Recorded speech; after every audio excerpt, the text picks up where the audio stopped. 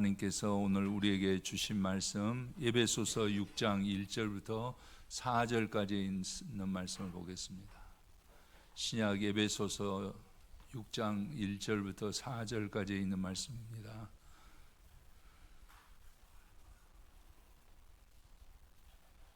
에베소서 6장 1절부터 4절까지 있는 말씀을 봉독해 드리겠습니다. 자녀들아, 주 안에서 너희 부모에게 순종하라. 이것이 옳으니라. 내 아버지와 어머니를 공경하라. 이것이 약속이 있는 첫 계명이니 이로써 내가 잘 되고 땅에서 장수하리라. 또 아비들아, 너희 자녀를 노엽게 하지 말고 오직 주의 교훈과 훈계로 양육하라. 아멘. 할렐루야. 오늘 또 하나님을 예배하기 위해서 성전에 나오신 우리 성도님들을 주님의 이름으로 환영하고 축복합니다. 주님의 예비되신 복이 우리 성도님들에게 안겨지는 귀한 시간이 되시기를 간절히 소원합니다. 우리 서로 옆에 분하고 인사 한번 하겠습니다. 주의 이름으로 축복합니다. 복된 부모님들이 되십시오. 복된 자녀들이 되십시오. 감사합니다. 오늘은 행복한 사람이라는 제목으로 함께 은혜를 나누고자 합니다. 어떤 사람이 행복할 수 있느냐라는 것을 우리들이 성경에서 찾아볼 수가 있었습니다. 그것은 다름이 아니라 부모를 공경하고 잘 섬기는 사람이 행복한 사람이 될 수 있는 것을 성경은 말하고 있었습니다. 인지상정인지라 순리대로 사는 사람들이 행복합니다. 우리는 알아야 됩니다. 뭐든지 물 흐르듯이 이렇게 순리대로 살아가는 것을 우리는 행복한 사람의 조건으로 알 수 있습니다. 순천자는 흥하고 역천자는 망한다라는 말이 있습니다. 순리대로 살아가는 사람들은 흥한다라는 말씀이고, 또 역천자, 하늘을 거스리는 사람은 망한다라는 말씀입니다. 이런 측면에서 볼 때 우리는 얼마나 하늘의 뜻에 순종하면서 살아갈 수 있는가라는 것을 한번 살펴보는 시간을 갖도록 합니다. 인간과 유전자 지도가 가장 비슷한 동물이 고릴라와 침팬지를 들 수 있는데, 고릴라는 98.25%가 인간과 비슷하다고 하고 침팬지는 98.73%가 인간과 비슷하다고 합니다. 그럼에도 동물과 인간의 차이는 우선 사랑을 우리가 비교해서 말할 수가 있습니다. 동물도 모성애가 있습니다. 동물도 이성애가 있고 동물도 동족애가 있다고 합니다. 그렇다고 동물과 사람의 사랑을 동시에 할 수는 없습니다. 사람과의 그 질적으로 다르기 때문에 그렇습니다. 동물은 자기 새끼가 어릴 때만 사랑하고 크면 남이 됩니다. 새끼들도 역시 어미를 잘 따르다가도 성장하고 나면 어미를 몰라보는 것이 동물입니다. 젊은 짐승이 늙은 짐승을 봉양했다라는 것은 우리가 본 적이 없습니다. 이것이 바로 동물의 한계입니다. 그래서 어릴 때와 장성했을 때 부모 자식 간의 관계가 전혀 없어진다는 겁니다. 그러나 인간은 그렇지 않습니다. 끝까지 사랑하고 끝까지 사랑받는 것이 인간입니다. 이것 또한 하나님의 섭리입니다. 오늘 본문 1절 말씀에 보니까 자녀들아, 주 안에서 너희 부모에게 순종하라. 이것이 옳으니라라고 말씀하고 있습니다. 자녀됨의 첫 번째는 효에 있다고 저는 성경을 통해서 우리 성도님들에게 말씀드리고 싶습니다. 그리고 효도는 부모님에 대한 순종하는 것이다 라는 말입니다. 효는 선행도 아니요 공로도 아니요 또 우리가 덕스러운 것도 아닌 아주 당연한 것이다, 그런 말입니다. 그리고 2절 말씀에서 내 아버지와 어머니를 공경하라. 이것이 약속이 있는 첫 계명이다 라고 말하고 있습니다. 10계명 중에서 우리가 잘 아는 대로 1계명부터 4계명까지는 하나님에 대한 계명입니다. 그리고 5계명부터 10계명까지 6계명은 사람에 대한 계명인데, 그 계명의 첫 번째 계명이 바로 뭐냐면은 내 부모를 공경하라라는 계명입니다. 이것은 하나님의 명령입니다. 하나님의 계명은 선택의 여지가 없다라는 거예요. 우리들이 하나님을 섬기는 사람으로서 언제나 생각해야 될 것은, 하나님의 계명은 우리의 의지와 상관없이, 우리의 생각과 상관없이 지켜져야 되는 것이다, 그런 말입니다. 해도 되고 안 해도 되는 것이 아닙니다. 하나님의 말씀은 이해가 돼서 순종하고, 내가 이해가 안 되기 때문에 순종을 안 해도 되는 것이 아니다라는 겁니다. 하나님의 섭리를 믿고 순종하는 것입니다. 하나님께서 내 부모를 공경하라 했으면 공경하는 것이 순리다, 그런 말이에요. 하나님의 섭리다, 그런 말입니다. 한 번은 예수님께서 안식일이 사람을 위해서 있느냐, 사람이 안식일을 위해서 있느냐라고 물으신 적이 있습니다. 그리고 예수님께서는 안식일은 사람을 위해서 있는 것이다라고 말씀한 것을 우리는 압니다. 일주일에 7일 중에서 하루를 쉬라고 하신 것은 누구를 위한 것입니까? 그렇습니다. 주 안에서 쉬면 우리가 되는 것입니다. 그렇지 않으니까 불편해지고 복잡해지고 힘들어지는 것이에요. 우리가 하나님의 안식일을 지키면 되는 겁니다. 하나님의 말씀이 진리이고 진리는 우리가 양보할 수 없기 때문에 그렇습니다. 그런데 인간들은 하나님의 말씀을 지키지 않으니까 삶이 복잡해져 버린다라는 것입니다. 마찬가지로 내 부모를 공경하라 하는 것은 하나님의 계명입니다. 이유가 따로 없습니다. 따져보고 또 한편 형편을 봐서 하는 것이 아니다라는 겁니다. 사람들은 변명합니다. 형편이 안 돼서 부모님들을 공경하지 못했다. 또 집안의 다른 평안을 위해서 부모님을 공경하지 못했다라는 것은 비겁한 변명에 불과하다라는 말씀입니다. 다시 십계명으로 가서 보면은 십계명 중에서 부모를 공경하라는 것은 사람에 대한 계명 중에 첫 계명입니다. 내 부모를 공경하라. 여섯 번째가 살인하지 말라, 간음하지 말라, 도둑질하지 말라, 거짓 증거하지 말라, 이렇게 계명이 점점 약해지는 것을 볼 수 있습니다. 그 계명 중에서 가장 첫 번째 되는 계명이 내 부모를 공경하라라는 말씀입니다. 이것은 부모를 공경하지 않는 것은 살인죄보다도 큰 죄다, 그런 말이죠. 그래서 출애굽기 21장 15절에 자기 아버지나 어머니를 치는 자는 반드시 죽일지니라 라고 말하고 있습니다. 그 죄가 크기 때문에 형벌 또한 용서가 없다라는 말씀입니다. 성경에 순종하라는 단어가 150번 이상이 나오는데, 예수님께서도 하나님께 순종하는 모습을 우리들에게 보여주셨던 것을 우리들은 내 뜻대로 마옵시고 아버지의 뜻대로 되기를 원합니다 라고 언제나 순종하신 것을 볼 수가 있습니다.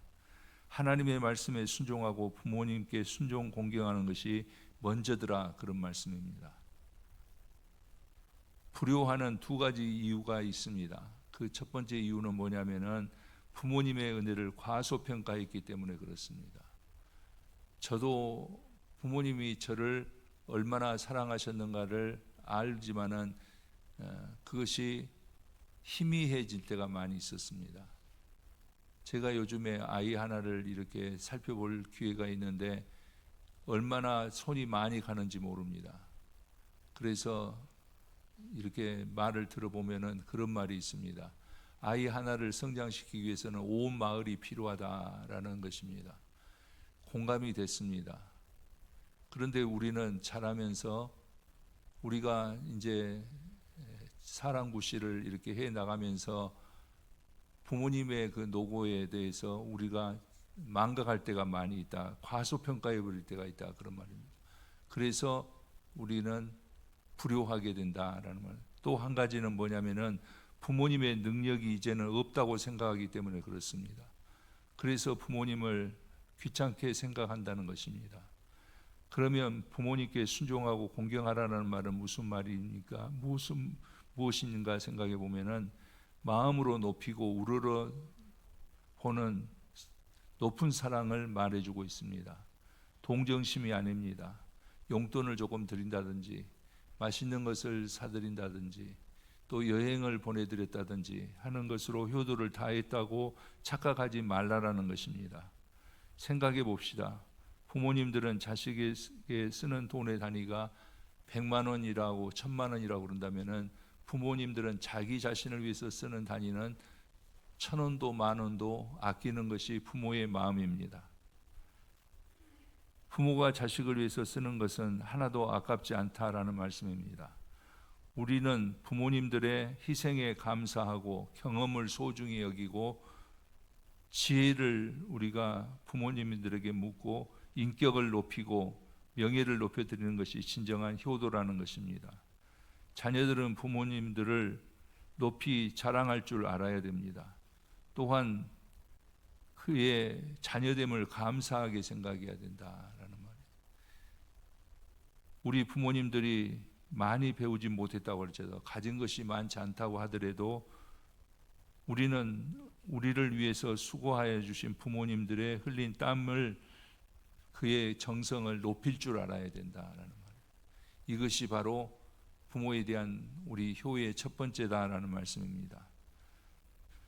제 아무리 시대가 변하고 악화해진다고 해도 위로는 하나님을 섬기고 우리가 예수를 믿는 사람이면 더더군다나 부모에게 효도할 줄 알아야 됩니다. 효도는 부모님의 마음을 평안하게 해드리는 것입니다. 그래서 잠언 1장 8절 9절 말씀을 우리가 함께 보면은 함께 보겠습니다. 내 아들아 내 아비의 훈계를 들으 내 어미의 듣지 말라. 이는 내 머리에 아름다운 관이요 내 목에 금사슬이니라 라고 말하고 있습니다. 아버지의 말씀을 들으며 어머니의 법을 따르는 것이 목에 금사슬을 하는 것과 아름다운 관을 쓰는 것처럼 귀한 일이다 라는 말씀입니다. 부모님의 사랑에는 아무런 대가도 요구하지 않습니다. 그래서 부모가 잘 되는 것이 자식이 잘 되는 것이 부모의 마음입니다. 여러분들 이 자리에는 자식된 자들도 있고 부모된 자들도 있고 자식으로서의 부모를 바라보는 사람도 있고 부모로서 자식을 바라보는 사람들도 있을 줄 압니다.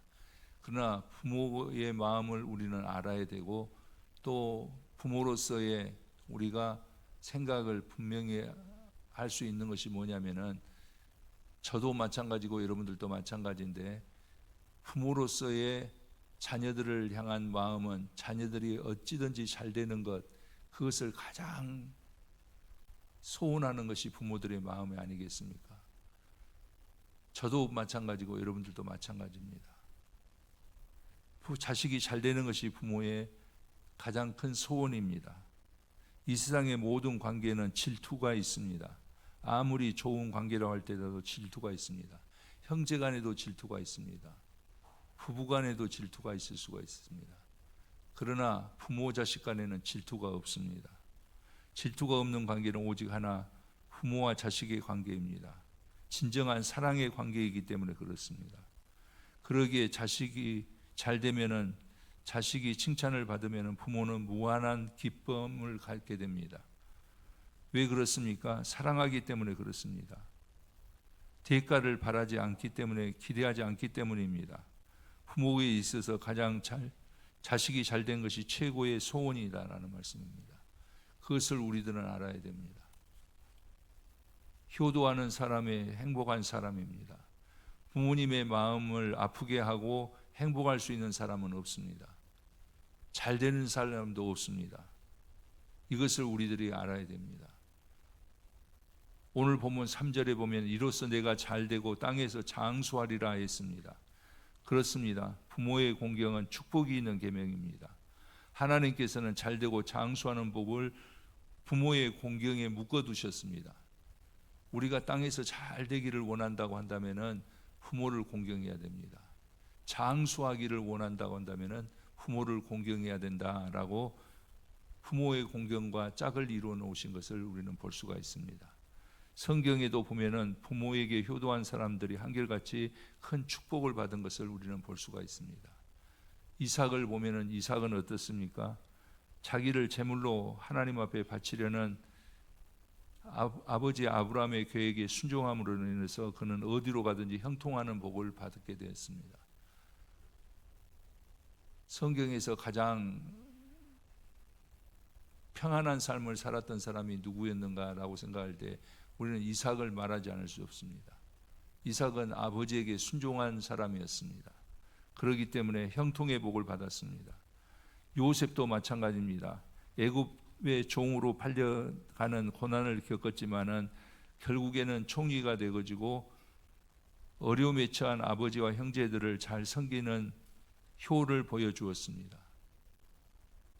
더 나아가서 우리가 룻을 보면은 이방 여인이었지만은 시어머니 나오미를 잘 섬김으로 인해서 믿음의 사람, 아름다운 여인이 되었습니다.